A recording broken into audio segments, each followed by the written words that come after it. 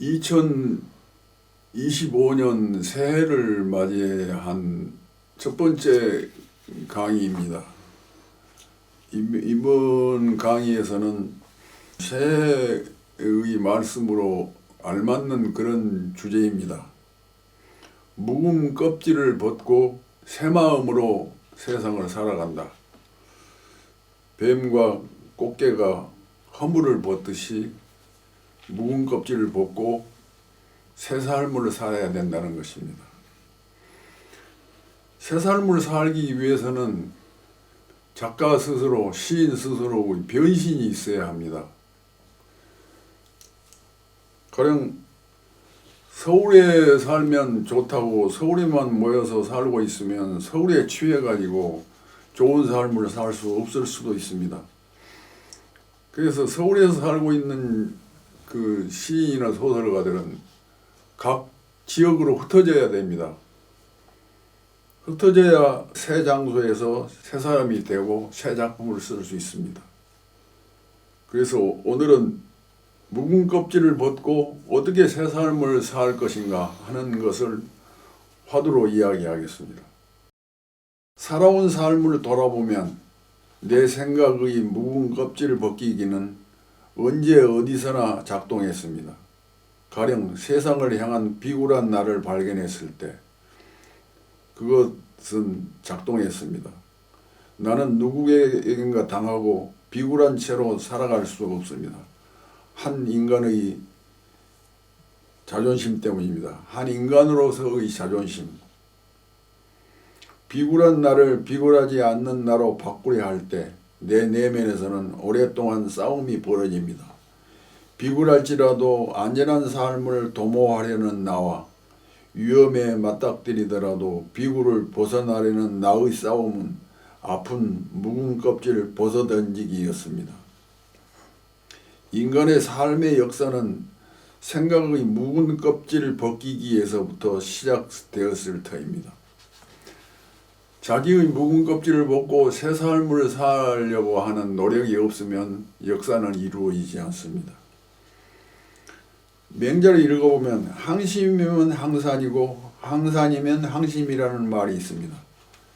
이 말은 항상 희망 없는 옛 껍질을 벗으려는 생각을 가지고 그 생각을 머리에 굴리는 사람은 늘 그 묵은 껍질을 벗어던지는 사람이고 늘 묵은 껍질을 벗고 새로운 얼굴로 삶을 사는 사람은 항상 묵은 껍질을 벗으려는 생각을 하는 사람인 것입니다.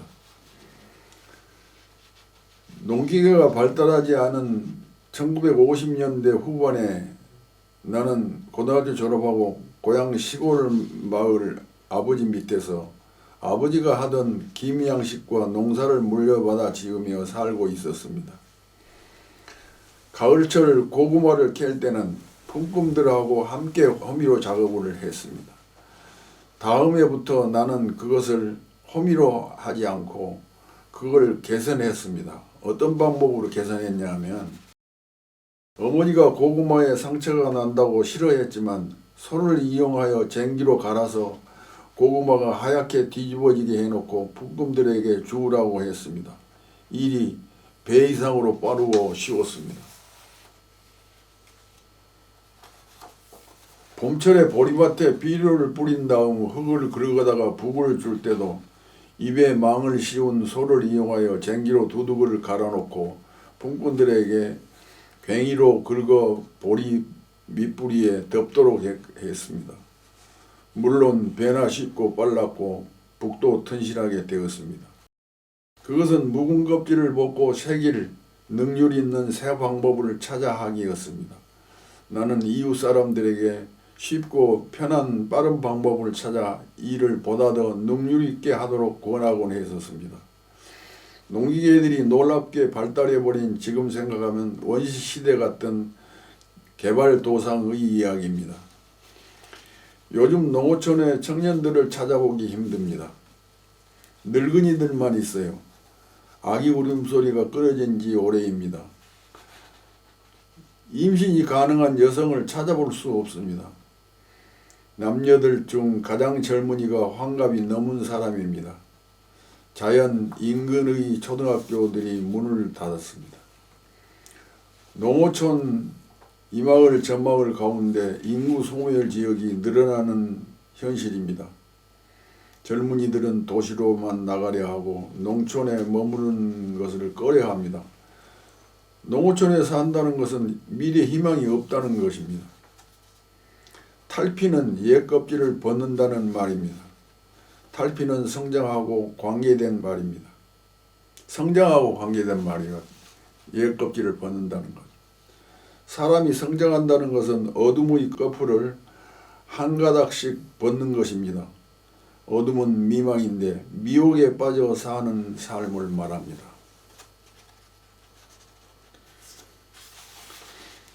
참개나 꽃게는 성장하려면 철갑같이 단단한 껍질을 벗어야 합니다. 껍질을 벗지 않고는 성장할 수가 없습니다. 한데 껍질이 철갑처럼 단단한 개들이 껍질을 벗는다는 것은 목숨을 잃을지도 모르게 위험에 처한다는 것입니다. 껍질을 벗으면 온몸이 부드러워지고 약해져서 포식자에게 잡혀 먹힐 수도 있고 물 온도의 변화에 생체 리듬이 깨져 죽을 수도 있다는 것입니다. 그런데 그들은 그 위험을 무릅쓰고 껍질을 벗지 않으면 성장할 수 없는 것입니다. 껍질을 벗고 있는 동안 그 개는 포식자에게 잡히지 않도록 숨어 살아야 합니다. 추위와 더위에 노출이 되지 않아야 합니다. 은신에 있는 동안 속살처럼 부드러워진 껍질이 철갑처럼 단단하게 굳어지기를 기다려야 합니다. 사람도 좀 더 잘 살기 위해서는 묵은 껍질을 벗고 새 모습으로 살면서 새로 보람된 세상을 열어가야 합니다. 묵은 껍질을 벗는 동안에는 경제력이 약하고 버티는 힘이 약해집니다.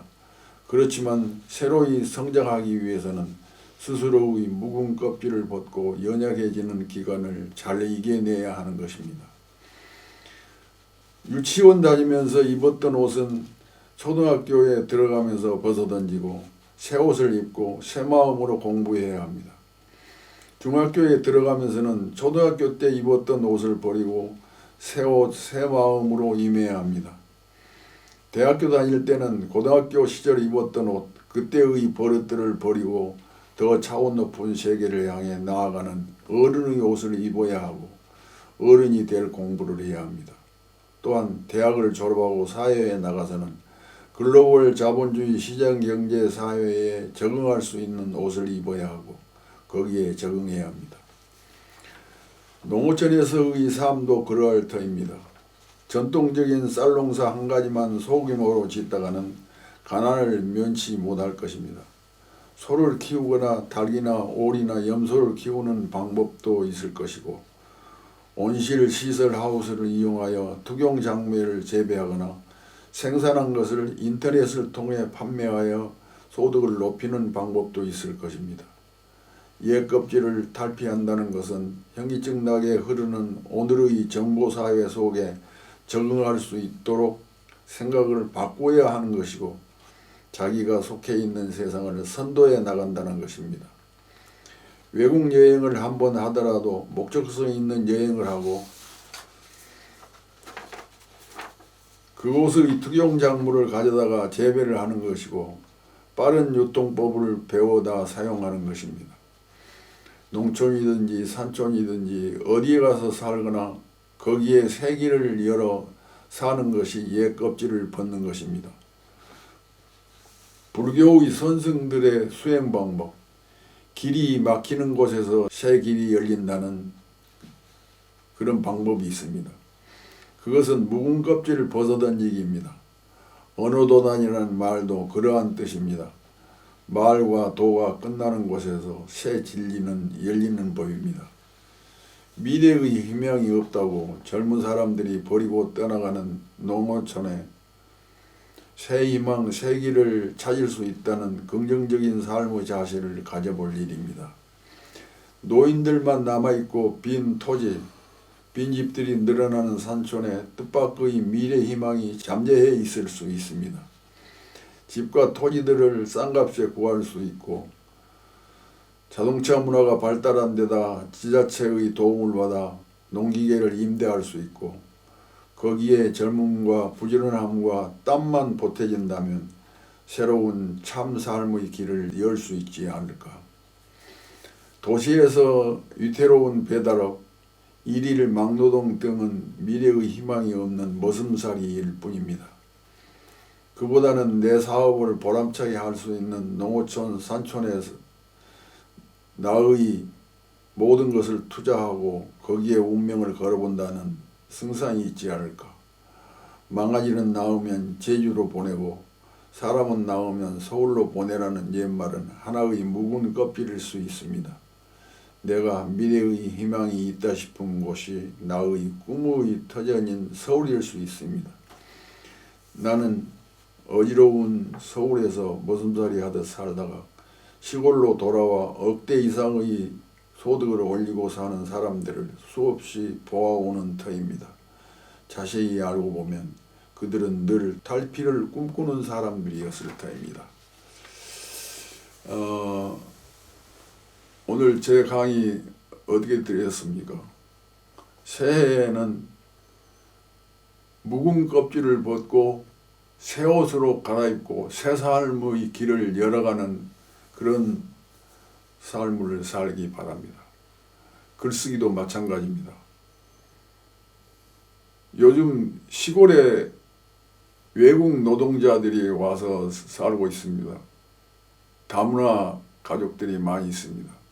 소설 쓰는 사람, 시 쓰는 사람들은 그 사람들이 한국 사회에 적응하며 살아가는 그 이야기를 시나 소설로서 쓰면 좋지 않을까 그런 생각을 합니다. 그렇게 하면 그것이 세계적인 이야기가 돼서 여러분들이 각광을 받을 수도 있을지 모릅니다. 오늘 강의 마치겠습니다. 감사합니다. 한승원 선생님의 강의는 매주 1회에서 2회 업로드합니다. 교재는 한승원 글쓰기 비법 108가지입니다. 글쓰기는 영혼을 맑게 하는 세상에서 가장 아름다운 비약입니다. 구독, 좋아요, 알림 설정 꼭 부탁드립니다.